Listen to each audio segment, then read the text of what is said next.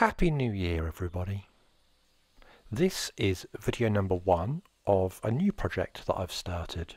I was asked if I could make somebody a fairy door.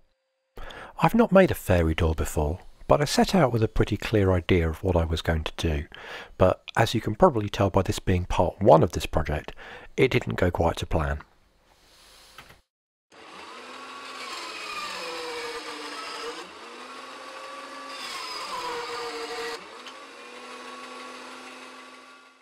The door I'm making from this lovely white oak. These pieces are actually from my scrap bin, having been used on a previous, now retired project, so they're already a bit weathered and have had quite a tough life. So the first step is to trim all the outsides of them back to the fresh wood, and then to start distressing them.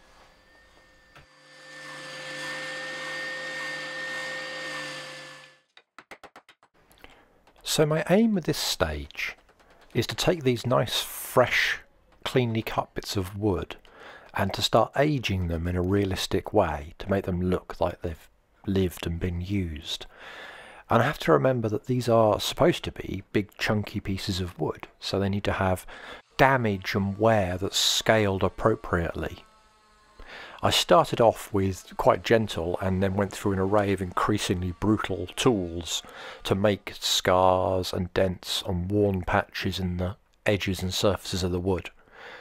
I found a combination of deep engraving with the electric engraver and with the rasp, and then sanding back the individual fibres in the wood gave quite a nice texture.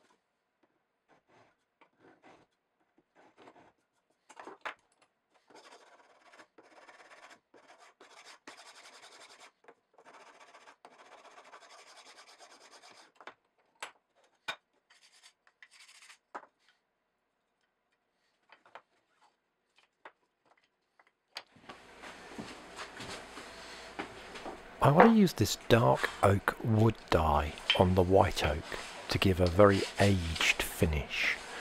By doing this I can apply it slightly thicker in the damaged areas and the bottoms of the wood to make it look like there's sort of water damage and a general build-up.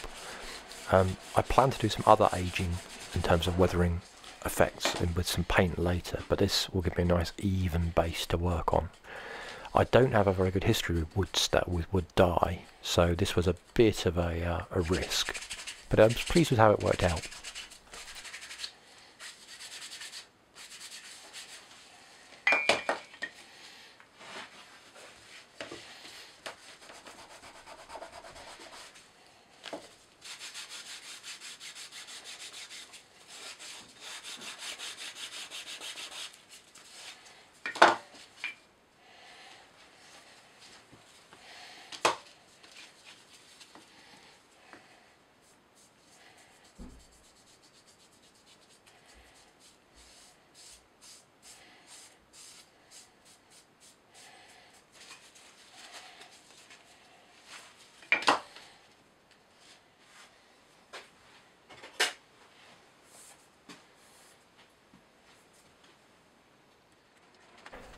Here we're just gluing up and clamping the door.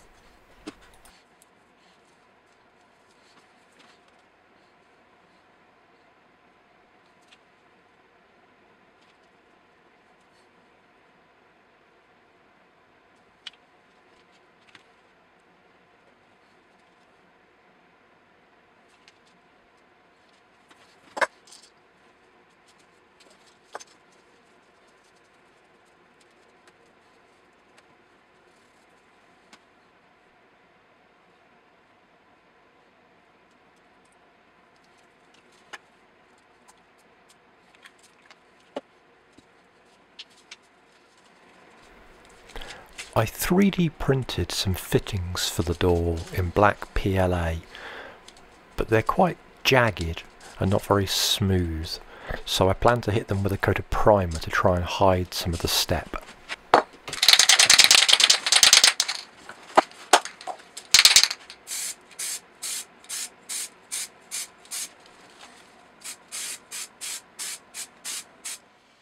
I'm planning to try and make a stone arch around the wooden door using clay, but I want a structure on which I can put that clay onto, so I'm going to use some coat hanger wire for the uprights in the arch, but I want a solid base here, and the simplest way for me to make that is to 3D print it.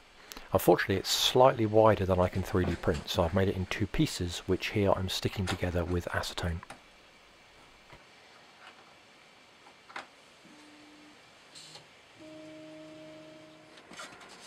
Here I am back in the workshop attempting to make my coat hanger wire arch by stuffing the ends into my 3D printed part. However, the holes I've 3D printed are slightly too tight.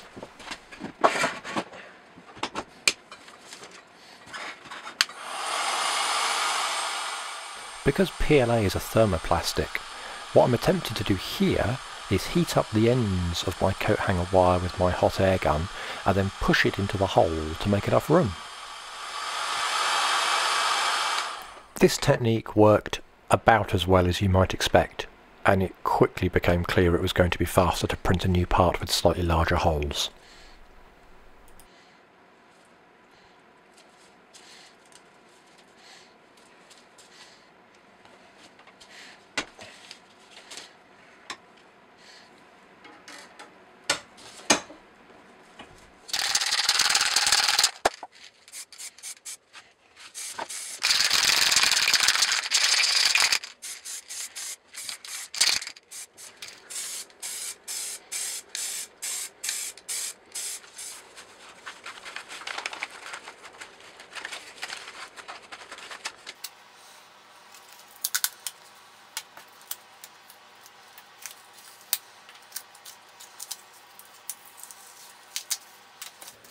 I painted up all these pieces. We had a layer of white, in fact a couple of layers of white primer, which helped take some of the printing marks off and just smooth it out a bit, and then a couple of coats of black matte just to dull it back a bit. And now I was going to start weathering these to go on my door. However, I've hit a bit of a problem with the door. This Faerie door, I mocked up what the arch that I want around it would look like using cardboard and masking tape, and as you can see it's huge. I got the scale wrong here, haven't I? When I cut the original door I was just guessing at how big I wanted these pieces to be, and I made the arch and the fittings scaled to the door, but I have the door wrong. So whilst I'm really pleased with how this is looking, it is too big. Not just a little bit too big, it is twice as big as it should be. It's not so much a Faerie door as a giant door or a cat flap maybe. I considered pushing on anyway and making this arch, but it's going to use just a huge amount of material volume to make this archway out of something other than cardboard. So I think I'm going to have to press pause on this and remake the door half the size. I think this is the size I actually want to make it. As you can see, it's a bit of a discrepancy there. It's very easy to reprint the fittings at half the size, although they lose a bit of accuracy. But yeah, need to make this again.